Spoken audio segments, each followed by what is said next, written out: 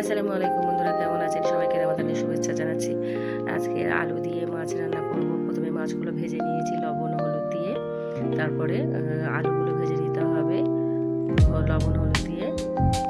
এরপরে সামান্য তেল দিয়ে পেঁয়াজটাকে লাল করতে হবে। পেঁয়াজটা লাল হয়ে গেলে এরপরে আদা রসুন বাটা সমস্ত গুঁড়ো মশলা দিয়ে দিতে হবে। একটু কষাতে হবে।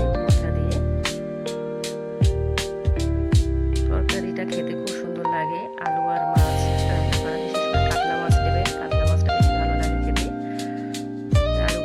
আলুগুলো দিয়ে দিয়েছি, এরপরে টমেটো দিয়েছি, মটরশুঁটি দিয়েছি, দিয়ে একটু কষাতে হবে।